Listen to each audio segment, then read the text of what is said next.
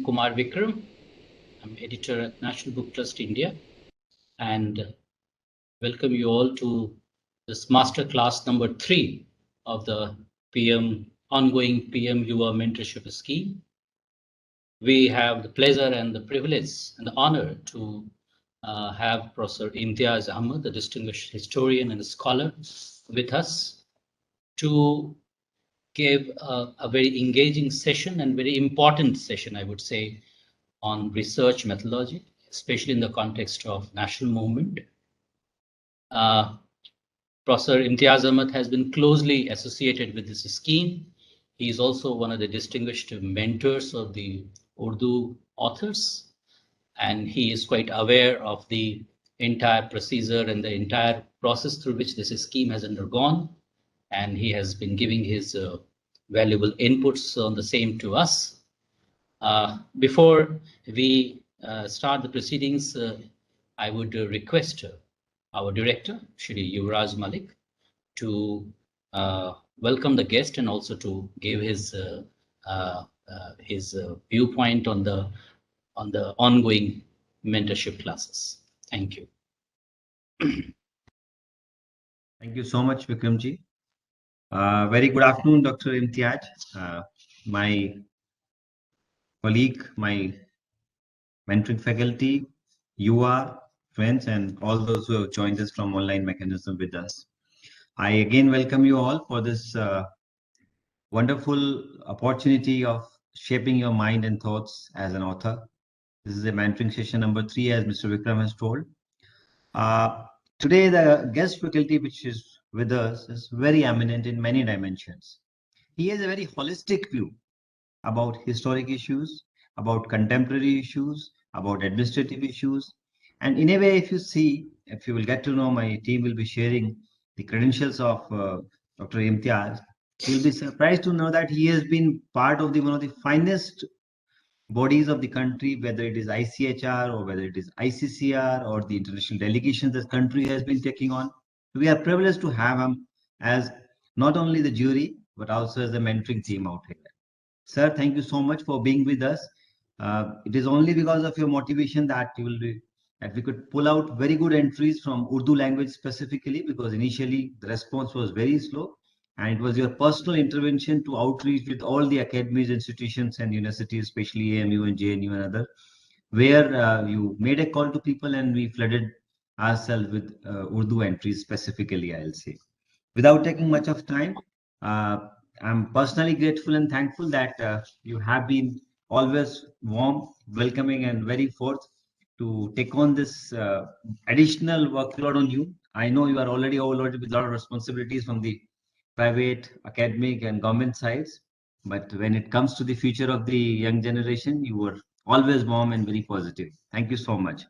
And my dear Yuva, I want to tell you today the faculty is someone who you can quote as authority, that he has guided you on historic perspective, especially the research methodology, how to go, how to dig out, how to do mining the data, how to do mining of the facts, how to correlate, and come up with some conclusive thoughts. That's what the creative learning is all about. All thoughts, all data is available. But when you corroborate with them, you come up with a new thought that is your own thought. So that is the whole process you must learn. So once again, very well welcome to you, sir. And I'm sure my Yuva will enjoy your session and followed by some queries. Thank you so much, Vikramji. Over to you and very warm welcome to all. Thank you, sir. Thank you. Professor Imtiaz Ahmad does not need any introduction, but for the benefit of the YUVA authors who are participating here and for their enlightenment, I would like to briefly read out his very distinguished career that he has had. Dr. Imtiaz Ahmad began his career as lecturer in history at TNB College, Bhagalpur. Later, he taught history at Patna University, 1979 to 2004, and was guest faculty at Assam Administrative Staff College, Guwahati. He has presided over the medieval section of Bihar Itihas Parishad in 2005, Indian History Congress 2011, and Punjab Historical Conference 2012. He has delivered the Sir Syed Memorial Lecture at Kolkata 2008, Maulana Azad Memorial Lecture at Hyderabad 2010, Askari Memorial Lecture 2014, Father Arupe Memorial Lecture 2016 and Khuda Baksh Memorial Lecture 2018, all at Patna. Dr. Imtiaz Ahmad has been a member of the Indian Council of Historical Research and Indian Council for Cultural Relations for 2 consecutive terms. He has been member of the Project Monitoring Committee of the National Mission for Manuscripts, Academic and Executive Councils of the Maulana Azad National Urdu University, Hyderabad, Member Council Maulana Abul Kalam Azad Center for Indian and Asian Studies, Kolkata, member UGC Subcommittee for Framing Curriculum for Medieval Indian History, and member Career and Guidance Cell, Aligarh Muslim University. He has been officer bearer, member of some academic and educational organizations of the state. These include the Mohammedan Education Committee, the Oriental College, the Mohammedan Anglo-Arabic School, East and West Education Society over a period of more than 4 decades. Dr. Ahmad has authored 4 books in Hindi and edited 3 in English. 2 more books in English are in the press. His other publications include the chapters contributed to edited works and more than 80 research articles in English, Urdu, and Hindi in reputed academic journals. During his long tenure as the director of Khuda Baksh Oriental Public Library at Patna, he tried successfully to get the rare manuscript Tarikh-e-Khandane Temurahi inscribed in the UNESCO Memory of the World Register 2010. So these are some of the aspects of his career. He has also collaborated with the American Center Kolkata in organizing several academic programs. Dr. Ahmad has visited the US under the International Visitors Program. He has participated in seminars in the University of Syracuse and Brigham Young University, Cambridge, Abu Dhabi, Islamabad, Karachi, and different cities within the country. Sir, as you know, this would be a half-an-hour lecture, and then it will be followed by a half an hour of interaction. During interaction, you are free to mix the languages because you are a multilingualist. You know Hindi and English and Urdu, but half an hour lecture we can concentrate on English language because we have a pan-India audience. So, sir, the floor is all yours. Thank you. Thank you very much, Vikram Sahab, and thank you, Yuvraj Sahab, also for your very kind words. Good afternoon to all the participants. Let me first congratulate you for your selection in the YUVA mentor scheme, where you will be dealing with the unsung heroes of the national movement. Today, I would be sharing some views, some ideas rather, of mine in connection with the project that you have before you, that is the unsung heroes of the national movement. Since we have to talk about research methodology, let me make it clear. And by the way, I understand that we have a mixed group. Some of you may be postgraduate students of history, some may perhaps be pursuing even doctoral courses, I'm not aware. Some of you may be new to the subject. So I will try to start with the basics. And in the interaction, we can go for more details also. So research, the very word suggests the bringing out of new facts or analyzing them in a new perspective. So both these aspects are important. There may be certain topics, certain themes about which the basic information is not very readily available. People do not know much about those details. They may not be familiar with the personality. That is perhaps one reason why that hero has remained unsung. So in those cases, you have to go for facts, looking for new facts, unnoticed facts, which give you and also your reader a better understanding of the particular personality on which you are writing or on whom you are writing, and also his or her contributions. This is one aspect. The other aspect is that there may be a theme, there may be a personality on which we have some published work, we have some material that is readily available, but that material may require a fresh look or a revisit rather. And in that case, you will have to look afresh at the conclusions that have been drawn, check them with the facts that might have come to your notice, and then try to improve upon the conclusions or the opinions that have been framed or formulated by the earlier author. So these are the two dimensions of research, either bringing out new facts or analyzing the known facts in a new perspective. I hope this basic point is clear to you. Now, the theme before us is the national movement and its unsung heroes. Now, when we talk about the national movement, we generally refer to the period that followed the failure of the mass upsurge of 1857.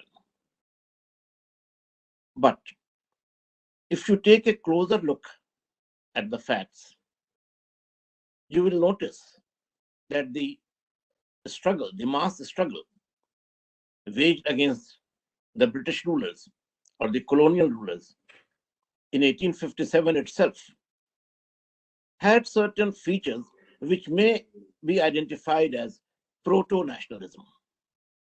It may not have been nationalism in its developed or in its mature form, but certainly it had the seeds of what we may refer to as nationalism.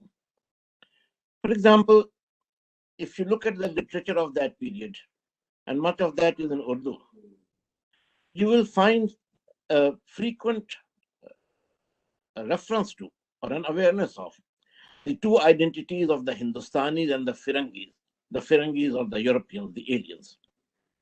The concept of we and they, we the Hindustanis are one entity and they, the Firangis, are a different entity, a different identity. Then you will have the mention of the word Watan. Watan is not exactly the nation as we now understand it, but Watan in that particular context is the homeland. So the Watan could be Awadh for some people, the Watan could be Jhansi for some people, it could be any local area, any particular region. But then it was considered to be a homeland or a Watan. Now the national movement evolved in a certain way where India also evolved as a nation and the struggle against foreign rule or alien rule also continued with it. And the two complemented each other. India's national movement is therefore a very fascinating tale, rather a very fascinating story of the intermingling of the two features of nation building and freedom struggle. This is how we have to approach our theme. One, how this national movement was contributing to the evolution of a new India, the Indian nation, and how it was strengthening the struggle against colonial rule. The third thing that we have before us are the unsung heroes. As I said a little earlier, the word unsung heroes refers to such persons who made an eminent or distinguished or maybe a minor contribution to the freedom struggle, but gradually they were forgotten. They were simply reduced to the level of a face in the crowd. But information is available about them. And I'll refer to the sources a little later. Information is available. And we have to piece together those bits of information which may be lying here and there and combine them together to create a narrative which focuses on the person and his contributions. Unsung heroes also include such persons whose contribution has gradually been forgotten over the years. Or if not forgotten, it has not received the attention that it deserved. So we have both heroes before us, those who have been forgotten or those somehow who have remained unnoticed, and those whose work, whose contribution is gradually being lost, or it's receiving less attention with the passage of time. And it is very important for the coming generations, for young people like you, to know about their contribution.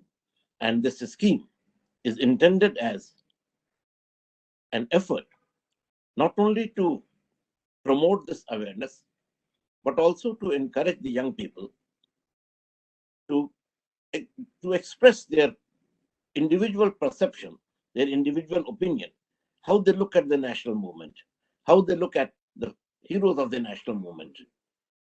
And indeed, this is a good opportunity for you, on the one hand, to give expression to your creative talents, on the other hand, to remember the contribution of these great men and women to whom we owe our existence today as an independent and sovereign nation.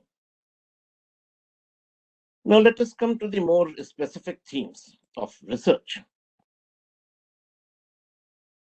You all know that the basic requirement, or let us say the stepping stone, is the hypothesis.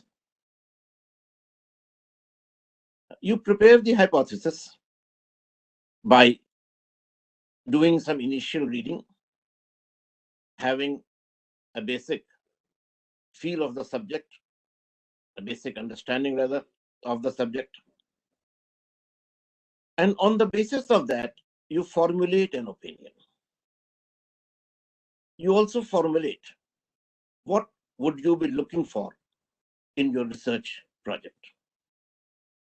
What are the themes that you would like to examine? What would be your tentative conclusion? How would you proceed with your work? How will you deal with the sources? So all these basic ingredients, I may say, that will go to the making of that biography which you are working on. These basic ingredients, these basic features,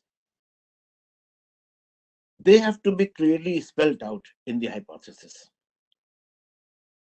This is very important because if you have a hypothesis before you which has clarity, which is logical, then it becomes easier for you to put in the facts in proper perspective and to analyze them accordingly.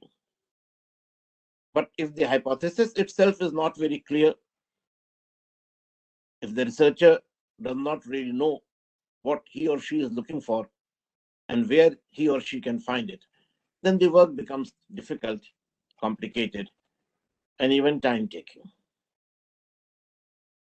I understand that you have a fixed time schedule with you. So having a good hypothesis will be extremely helpful for you in completing your work within the specified time limit. Once you prepare the hypothesis, and I'm addressing the participants, you should discuss it with your mentor, see what further changes or improvements can be made, and then you would have a sort of course charted out for you. You would know in which direction and in what way you have to proceed. Then, research essentially is related to sources. sources of information. And you know that these sources are generally categorized into three categories: primary, secondary, and the tertiary. Primary sources are those which are directly related to the theme that you are working on. For example, there may be archival documents, like since we are talking about the national movement, the police reports, the confidential reports concerning that particular person or that particular event on which you are working. Now, these files are available in the archives. Some of these are available in the state archives, wherever you are working. Some of these are available in the national archives. So archival information, which is plentiful in the case of the national movement, is your major primary source. Then you have old newspapers. Not many of them may be well preserved, but whatever little there are, they are helpful because they give you a first-hand account of certain events that happen. Now, I will cite just one example before you. There are many more. A freedom fighter from Bihar, Mazharul Haq, more commonly referred to as Maulana Mazharul Haq, published an English newspaper from Patna, and the title was The Motherland.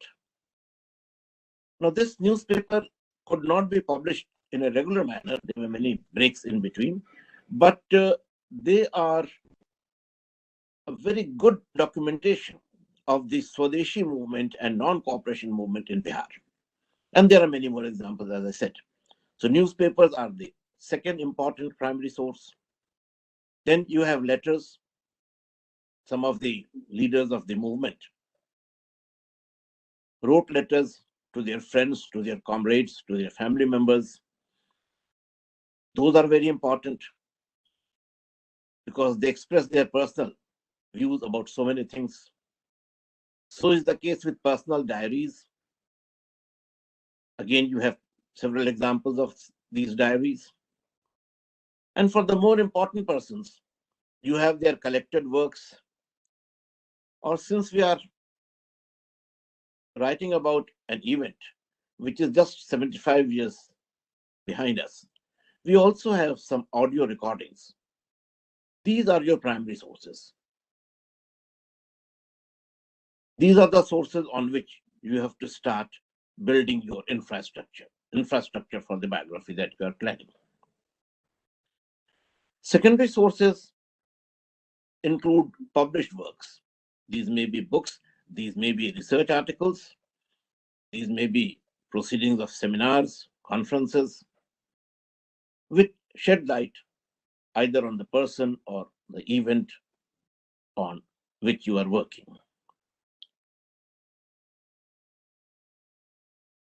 The foundation that is there on the basis of the primary sources is further developed with the help of the secondary sources. And then there is the tertiary source or the tertiary source. For example, there is a collected work of a particular person. He may have referred to another person, maybe the person on whom you are working, in his writings, in his comments. So that becomes another source for you. It does not come directly from the person concerned. It is not based on what the person concerned had written or had expressed, but it has a reference that relates to the particular person. So this is your tertiary source. These sources then have to be properly compiled. You have to take particular care that the important sources or the important source material is not left out during your exploration of these sources. As Vikram Sahib very rightly said, you have to go for some sort of a mining. You have to unearth, you have to dig out such factors, such sources, such material which in one way or the other have not been noticed. So you have to be very careful to ensure that you are able to find out new material, you are able to bring to your readers such facts which have not been noticed earlier. And in doing so, you must be very meticulous in ensuring that no important source is left out by you. It is a difficult task, but it is not unmanageable. You can always do it. Then, when you come to an analysis of those facts, just try to see whether the different facts that you have before you corroborate each other or one negates the other. This is very important, because if you find an information and you find that it is supported by other sources also, this corroboration, this confirmation makes that particular source or the information contained in that particular source more authentic. On the other hand, if you have an information and other sources do not corroborate it, do not confirm it, then that does not become an authentic piece of information. So this difference between authenticity and its lack has to be judged firstly on the basis of whether the sources corroborate each other or they do not. That is one thing. Secondly, when you analyze the information given in the sources, you have to be objective. Objective in the sense that you should let the facts speak for themselves. You should not try to doctor those facts. You should not try to tailor those facts to meet certain ideas or certain hypotheses that you have already framed. If you find that the facts do not agree with your hypothesis, try to review your hypothesis. That is the job of a good researcher, of a good historian, that he gives primary importance while analyzing his sources. He gives primary importance to objectivity, to the facts. Certainly, as human beings, as rational persons, we all have our own perceptions. So one fact may mean something to me, and the same fact may mean something else to you. That is very natural. But the effort should be to ensure that your personal prejudice, your pre-formulated opinion, does not affect your analysis. That is the maximum way to which, or that is the maximum extent to which you can be objective. And doing that by itself is a major job, and it will certainly improve and enhance the quality of your work. Then, one more thing. So far, we have been discussing about the research methodology, the sources, the treatment, analysis. Now, when you come to the final stage of writing, when you are writing your book, the biography, or if there are some instances where history and fiction is also combined together, where you have not only pure history, but you also have other dimensions added to it, then there is one more source which I should have referred to earlier, but since I was trying to speak more on history specifically, I did not bring that up. But if it is a narrative where history and fiction is combined, then you have a very important source material in the form of literature, either contemporary to the event, or contemporary to your own times. Literature is also a part of history, and history is also reflected in literature. But the difference is that history in literature is less based on facts, or rather has lesser content of facts, and is more elaborated by the fancy of the writer or the author. In history, the historian cannot take recourse to his fancy. He has to keep himself confined to the facts. But in the latter case, where you are coming up with a narrative in the form of a historical novel or historical drama, there literature becomes an important primary source as well. So if you are writing a historical fiction or a historo-fiction, as we now say, your treatment would be rather different, where you can take liberty, but up to a certain point. You cannot distort the facts.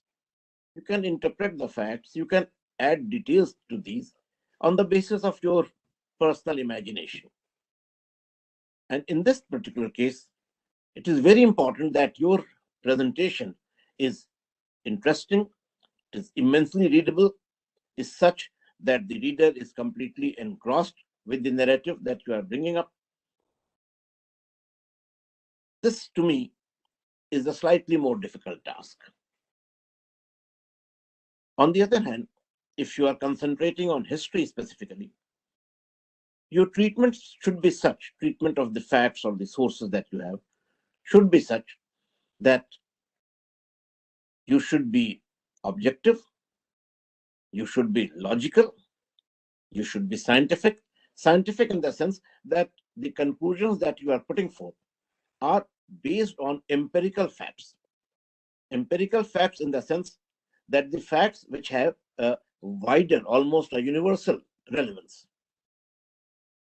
That empirical data is very important in confirming the quality of the research that you have made. And one more point before we come up to the question and answer session.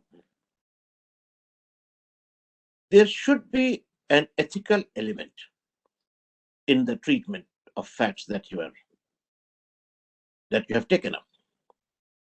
When I say ethical, I mean that either as a historian or as an author, you must realize that you have a commitment to society, a commitment which goes on to succeeding generations as well.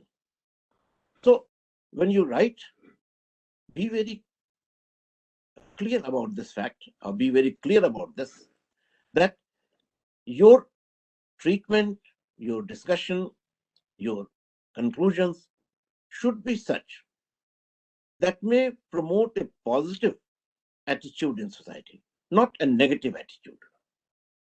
Now, history is an interesting subject, but it is also a controversial subject. And when we write about the national movement, the focus generally is on the mainstream movement. But in addition to that, there were many other movements. There were many other sub-streams of the national movement. And generally, those who were part of these sub-streams have not received the due attention.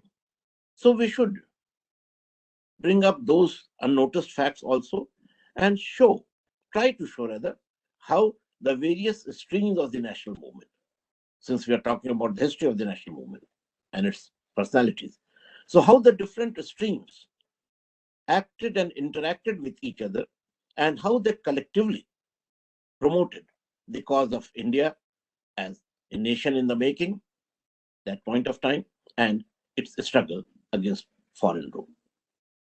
So this commitment of coming up with a positive attitude, of showing how society advanced, how we developed as an integrated nation, a nation with all its positive features of unity and diversity, of tolerance, of harmony, of mutual coexistence, and the commitment, the united commitment of all the people of this nation to serving the motherland, to ensuring its liberation from foreign rule, and also in promoting humanitarian values, values for which India has been known since very early days. So in the final stage, when you come to the conclusion, I strongly feel that you should try to convey a positive message to your reader, a message that should make him feel proud about his being an Indian, that should make him feel proud about the Indian legacy that he has inherited, and also encourage him to contribute further to the strengthening of that legacy. So this is what I intended to share with you, and I'm thankful for your attention and your patience. Now we can take up questions from your side, from the side of the participants.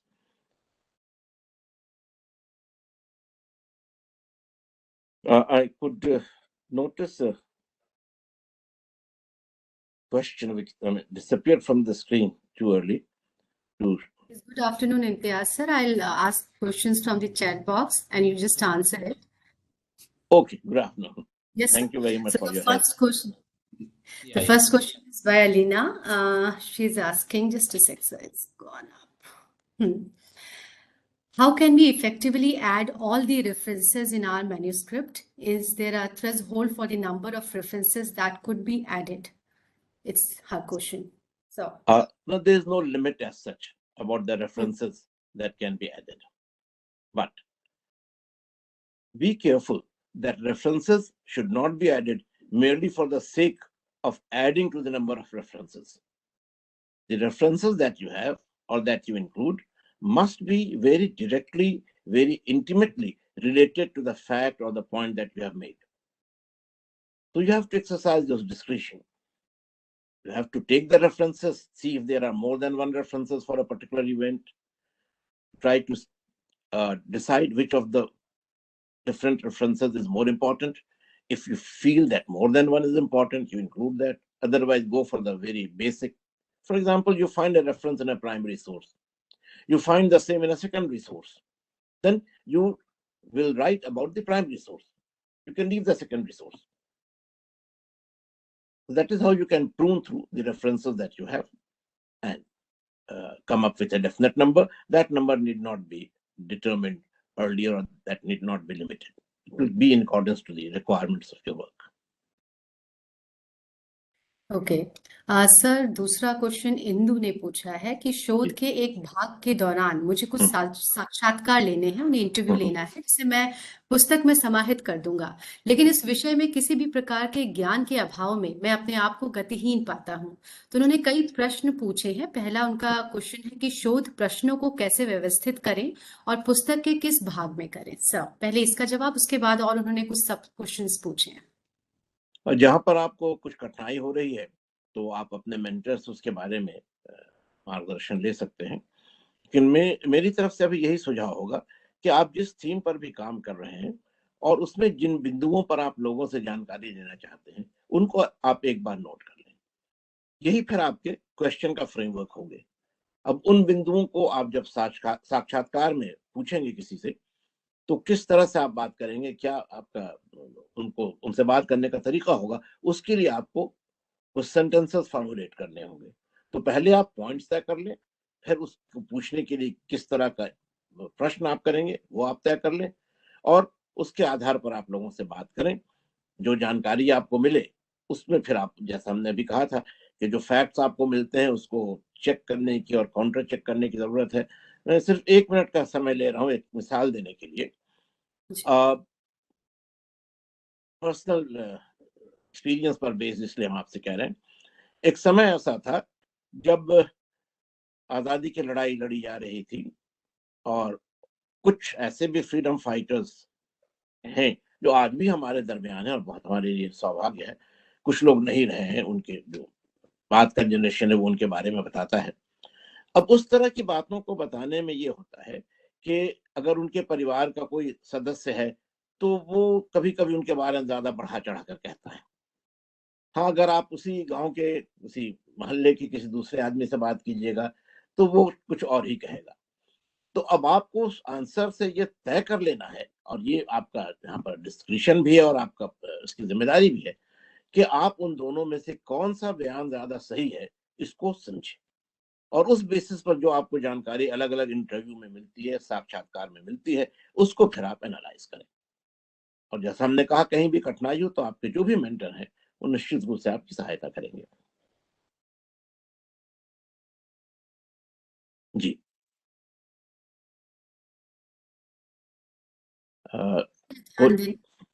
कोई और सवाल?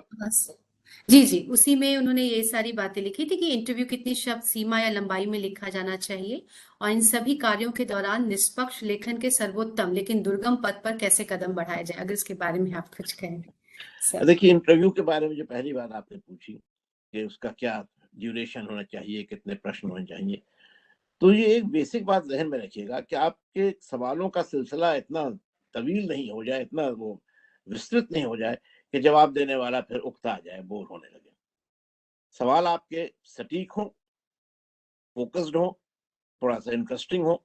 शुरू में तो आप थोड़ी बहुत उससे बातचीत करेंगे, उसको अपने प्रश्नों का जवाब देने के लिए थोड़ा उसको एनकरेज करेंगे, जैसे वार्म अप होता है उस तरह से आप कुछ इधर की बातें करेंगे। और तब जो आपके स्पेसिफिक सवालात हैं, हो सकता है 15 हो, 20 हो, कोशिश कीजिए कि कम हो ताकि वो उकताने वाली बात ना आए। और जो आप जरूरी समझते हैं उन बातों को पूछें। एक तो ये बात थी। और दूसरे एक उसका विश्लेषण आप कैसे करेंगे, तो अभी हमने आपसे फौरन कहा था जी कि आप अलग अलग फैक्ट्स को एक दूसरे से कंपेयर करें, उनके बीच में देखें कि कहाँ पर सामंजस्य है, कहाँ पर सामंजस्य नहीं है, और जहां नहीं है तो क्यों नहीं है। तो ये आपको अपने विचारों के आधार पर करना होगा, मगर विचार आपके तटस्थ होने चाहिए, ऑब्जेक्टिव होने चाहिए। फिर मार्गदर्शन तो आपके मेंटर करेंगे ही। जी sir, next question is from Alia. My question is, when your facts are sparse, how much description can we add to it while simultaneously keeping it true to the source and facts? So, Could you please repeat that? Your facts are? Could yes, you sir. please repeat the question? Yeah, sure. My question is, when your facts are sparse, how much description can we add to it while simultaneously keeping it true to the source and facts? So, No, facts by themselves do not explain much. I am reminded of a very interesting sentence by E.H. Carr, the very eminent historian. He said that facts are like sacks. बोरा होता है, उसी की तरह। जब आप उसमें कुछ सामान रखते हैं तभी वो सीधा खड़ा होता है, वरना वो जमीन पर गिरा रहता है। तो फैक्ट तो है। अब उस फैक्ट को आप किस तरह से डेवलप करते हैं, how far you go for the description, how far you go for the explanation, that makes the fact important, interesting, and relevant. So there you have to strike a balance. You have to see which particular fact is to what extent relevant to your narrative. That particular fact has to be highlighted in a better way. Other facts can be mentioned briefly. So, as I said, once you have a clear hypothesis before you, you will know what you are trying to examine. You will know what you are trying to prove. And on that basis, you can arrange your facts and also decide the proportion about the treatment to these different facts. okay, sir. The next question is from Sudarshana. How much importance should personal interactions hold when writing a non-fiction biography, sir? Well, personal interaction of late has become an important method for research. It is more common in certain other social sciences, for example, sociology or anthropology, but it is being used in history also. My personal view is, you may not agree with me, but my personal view is that you should give emphasis to the written word, whatever source, or of course, if you have original audio recordings, the primary source. And on the basis of that, you construct a certain structure, so to say. And then whatever you get through in interaction, personal interaction, conversation, interview, you try to correlate that with the basic infrastructure that you have, which is based on facts. अब उसमें जो चीजें आपको लगता है कि आपके काम की हैं, आपकी बातों को एक्सप्लेन करने में सहायक है, उनको आप लीजिए। अगर आप कहीं पर देखते हैं कि आपका जो बेसिक हाइपोथेसिस है उससे कोई बात अलग है, तो थोड़ा सा क्लोजली स्क्रूटनाइज कर लीजिए कि वो अलग है, तो क्या उसके बावजूद भी उसकी अपनी एक अहमियत है, उसका एक रेलेवेंस है, तो आपको उसको भी अपने हाइपोथेसिस के ताने बाने में कहीं पर उसको भी जोड़ना होगा। और अगर ऐसा नहीं है तो उसको आसानी से छोड़ दे सकते हैं। तो ये आप हमेशा ध्यान में रखिएगा कि आपके पास जो सोर्सेस की बुनियाद पर फैक्ट्स हैं, आपका बेसिक जो है काम करने का जो एक माध्यम होगा, जो उसकी एक बुनियाद होगी, वो यही है। अब इसमें और चीजें जो आपको मिलती हैं इंटरव्यूज, कन्वर्सेशन एक्सेट्रा के जरिए, वो इनसे कंपेयर की जाएंगे और उसी बुनियाद पर उनकी अहमियत या उनके महत्व को समझा जाएगा और उसी अनुपात में उनको आपके नैरेटिव में शामिल किया जाएगा। जी sir. Sir, next question is from Ashisha. I am writing historical fiction and studying academic research papers, newspapers and books for the same. Should references be added in fiction novels too? I personally would not suggest that. Okay, what happens is that when you put in references and highlight sources, that interest of the reader in the narrative somehow gets diverted. And since you say that, any person says that he or she is writing an event which is based on history but is presented in the style of fiction, so automatically it is not necessary for him or her to cite the references. I have seen some examples where historical fiction has been supported. The narrative has been supported with lengthy references, generally in the form of endnotes. So if you feel comfortable with that, you may do so. But if you go for my personal view, I think it is not necessary. You can dispense with it. References can be dispensed with when you're coming up with a work based on fiction, based on history, but presented on the lines of fiction, Okay. novel or story. Right, sir. Okay, so the next question is from Isha. If we get some information through a book, then from where can we find out how true it is and how authentic are its sources? When you are referring to a book, obviously the sources are given there. The references are given there. So you can find out. If the references are not there, then you should check up other books which have been written on that particular theme or any related theme and see what is the information there. Compare the two. And that will help you in deciding its authenticity. I mentioned that earlier also when I was talking to you. So comparison of facts, one with the other, and judging whether it corroborates or negates. That is the most important criterion for ensuring the authenticity of the information that is coming to you. And if the sources are there, as I said, in the form of references, well, you know about the sources. You can see whether the book has quoted from a standard text or whether it has quoted from a text which is essentially meant for school children. But then school textbooks are also very important. I'm not trying to undermine their importance. But if you're going for a higher research, you will have to be careful to ensure that standard works are cited as references. There are certain books which are available in the general market. They do not have any specific readership in mind. In most of those books, you will find that the statement is often it's not there in a very responsible manner. So for such informations or for such references, you have to be careful. Plus, every person has his discretion. When you are working on a theme, you certainly develop that discretion to judge whether a particular fact is correct or it is not, whether it has been presented objectively or not, whether it is an exaggeration or an understatement.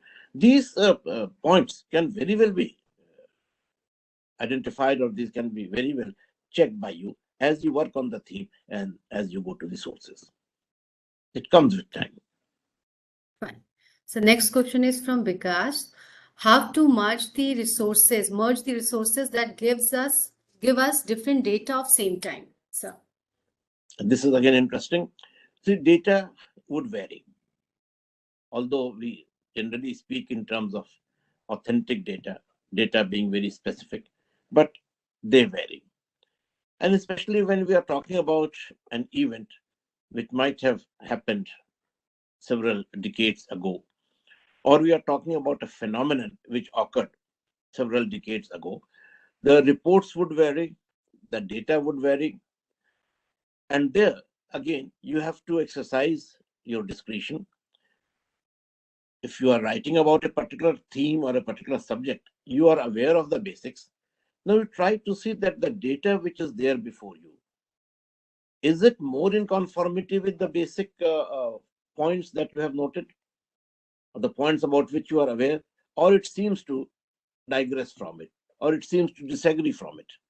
So if what has been your impression in the general analysis of the sources, and that is backed by the data which is available to you, that data appears to be more authentic.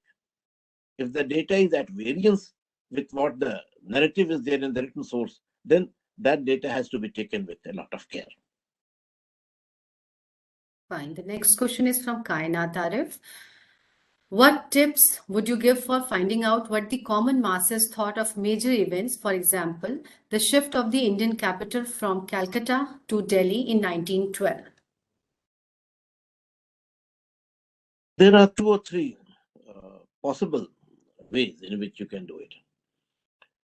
One is that you have mention of these events in some of the novels or some of the short stories that were written in historical fiction.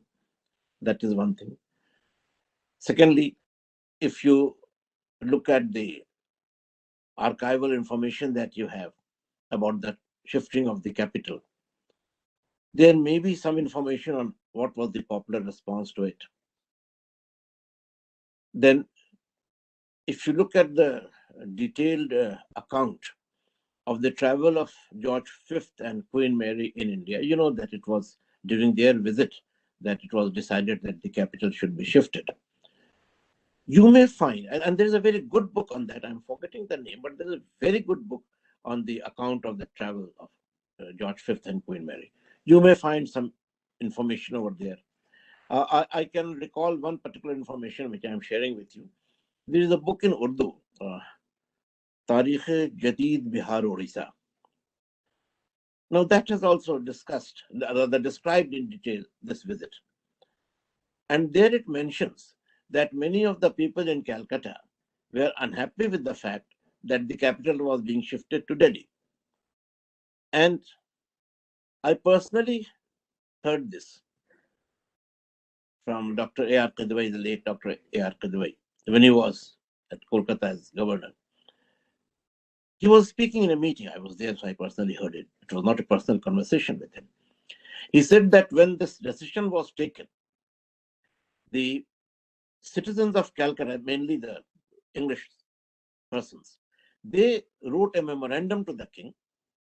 And if I remember his words, the memorandum stated that Delhi has been the graveyard of earlier empires. So the decision to shift the capital from Calcutta to Delhi may not be a very wise one. God forbid, it may be the graveyard of yet another empire. And after mentioning this, Ridwai Sahib, with a very meaningful smile, said, well, it did prove to be. Again, now this is important because coming from a person who was holding the office of the governor of West Bengal, who had access to the archives available in the government house itself, this information coming from him becomes a very important piece of information. And again, as I told you, he was mentioning this in a public function. Of course, with all the responsibility which his office sort of entrusted upon him. So that has to be noted. But then, Kainat, if you are listening to me, I see you on the screen. So you go for the literature, you go for the archival information, and maybe some sort of anecdotes that you hear from some persons. But you have to be careful that the anecdotes are authentic. So the next question says, should anecdotes be used as facts for a non-fiction book? For a non-fiction book, you cannot take anecdotes as facts unless they are actually facts. You know, I may refer to an anecdote which may be related to a particular event and may contain factual information on that. For example, I again refer back to what I just said, the anecdote that I mentioned before you about Dr. Kadwai. Now that is a fact because you get it confirmed, you get its confirmation in other sources also. So that anecdote can be used because it is an anecdote based on a fact. But if that factual content is missing or it is weak, then for non-fiction writing, that anecdote does not have any value. Okay. So next question is from Vikash. How to access the data from Rangpur jail, which is now in Bangladesh, of the time 1828-1837? This should not be very difficult. We have programs of intellectual and academic collaboration with Bangladesh. And I'm sure if you approach the proper authorities, for example, you can refer to the State Archives of West Bengal, and they may facilitate some information to be made available to you. Or if you want to travel and can travel, I think they will be able to facilitate that. Since you are working on a project which is sponsored by the one of the most prestigious institutions of the country, you will be getting all possible support from any responsible institution. So this should not be very difficult. Either you can access the information, and in these days of advanced technology, nothing is impossible. You can get a scanned copies and all that. And if you want to personally go and see the documents, I think permission will be easily granted to you. It should not be difficult. Fine. So next question is from Gauri. She's working on modern Indian literature which have portrayed the Indian national movement or contributed to the end of the British rule. For instance, Anant Mat by Bankim Chandra Chattopadhyay. Now I need to find out some unexplored literature which have mirrored the national movement. Sir, how to find out the unexplored literature which are not placed in the literary world? Sir. This is both interesting and difficult. See, my suggestion would be that you refer to the bibliographies that are available on the national movement. You may perhaps come across some work on literature which has not been used in the way it ought to have been used till now. That is one possibility. The second is that you look up the library collections. All the library collections, at least the more important collections, are now available on internet. And you can search them very easily. You go for the theme of national movement, go for the particular language, the literature of which you are trying to access, and scan through the catalog that is available and see if there is any particular book in that catalog which which you have not read, or which may not have received the attention which you feel it should have. So try to identify such works. You can also talk to your colleagues, to your friends. Your mentor will be there to offer you the right suggestions. So by trying to collect information through persons and by checking the catalogs of different libraries, you will be able to get perhaps some interesting information, useful information also. The other thing is that since you talked about Bankim Chand, is your focus on Bengali literature only, or you are going for a linguistic review? अगर आप मेरा सवाल सुन पा रही हैं तो हम ये कहना चाह रहे थे कि आप केवल एक भाषा के संदर्भ में बात कह रही हैं या आप कई भाषाओं को मिलाकर काम करना चाह रही हैं? बता दें, हाँ. So I'm working on the English and Bengali, both languages. I'm focusing on. Good. So you know at least two areas that are very well defined. Works in English and works in Bengali. So that makes your task a bit easier. You focus on these two languages, follow the method that I have suggested. Maybe your mentor gives you some better ideas, and that should be helpful for you. Okay, sir. The next question is from Rani. How do we present the research or arrange the research material in non-fiction writing? Is there a particular order for presenting, chronological or thematic, etc.? So You have mentioned both the options. It can be a chronological account. It can be a thematic account. The basic thing is that there is a certain structure that you have to follow. I mean, when you are writing on non-fiction history, You should be able to introduce the theme properly. You should be able to divide or categorize that theme. If it is chronological, it would be a division on the time frame. If it is thematic, it will have to be critical analysis of the different themes, and there you will have to categorize the themes, which one is to be placed first, which is to come second. So whatever pattern you follow, chronological or thematic, that should be properly reflected in the chapters that follow the introduction. And then you come to the conclusion, where you try to give a summary of the major findings that you have made in course of your research. So that should be the pattern. That is more or less the basic structure: introducing the theme, covering its different facets, either chronological or thematic, and then coming to conclusion on the basis of what we have discussed.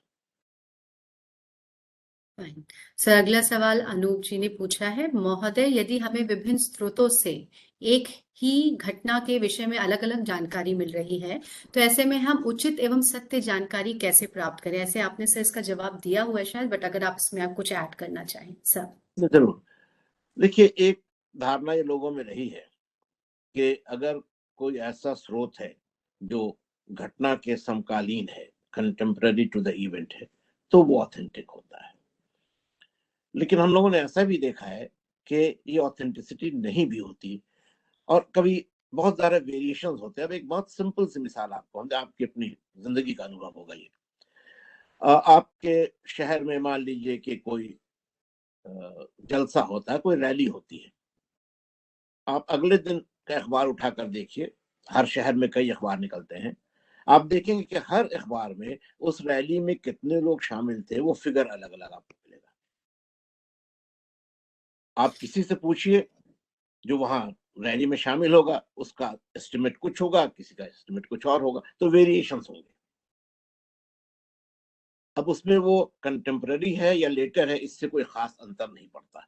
ये जरूर है कि contemporary थोड़ा authentic हो सकता है बनिस्बत letter के।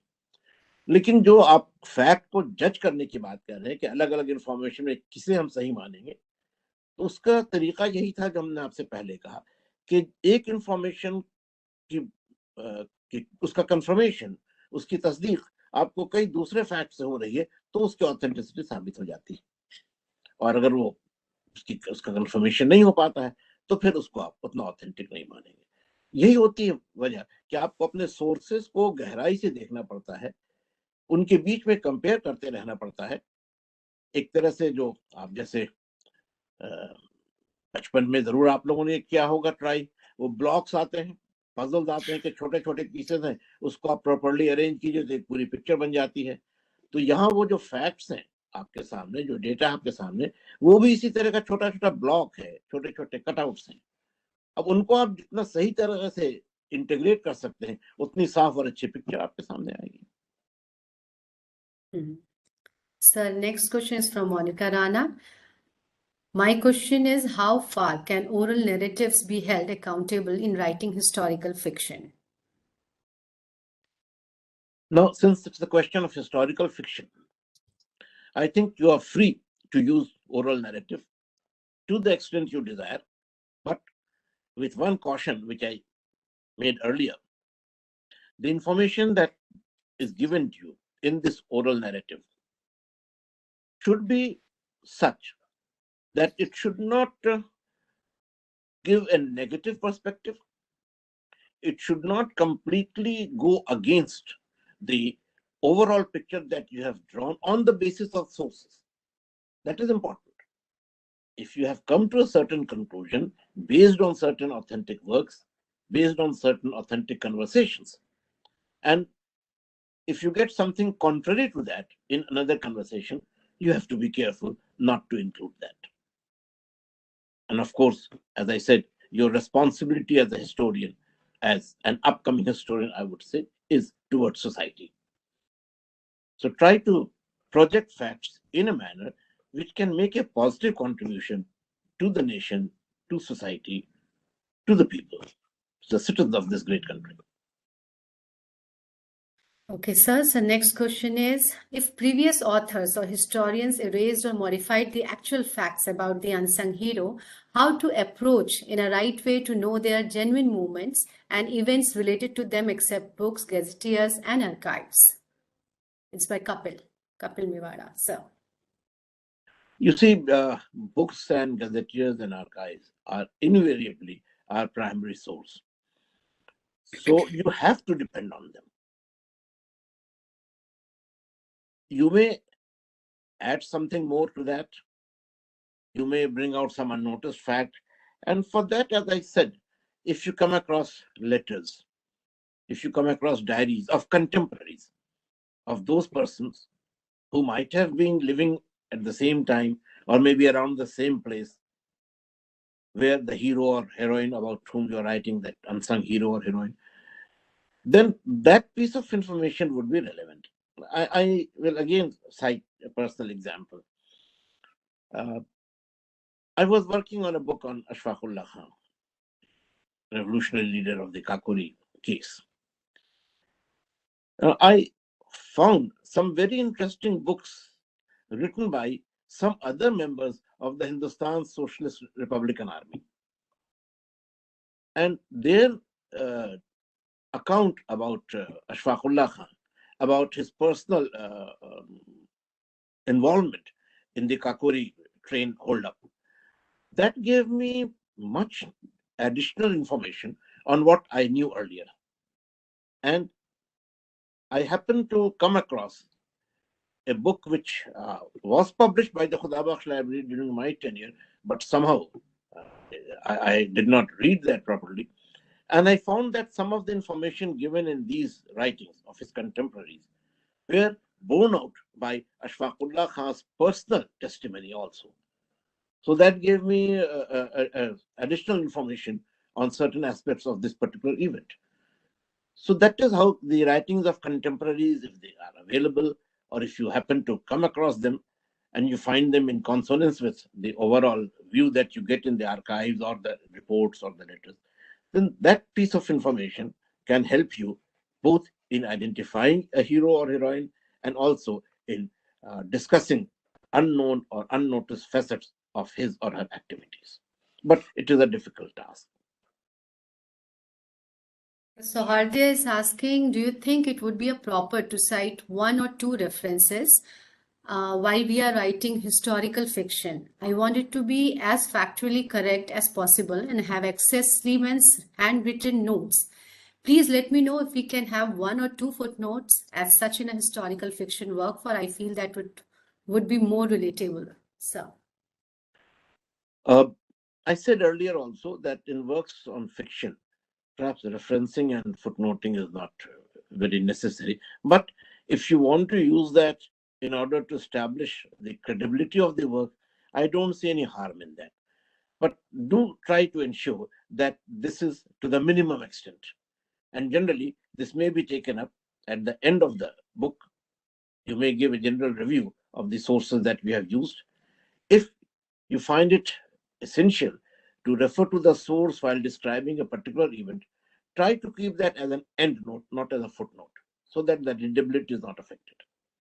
Footnote is there at the bottom of the page itself. End note is towards the end of the chapter.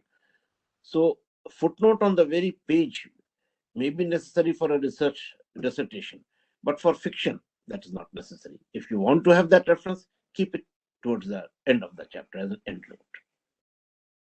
fine. So the last question is, when we don't have enough primary sources, can we use historical fiction as data?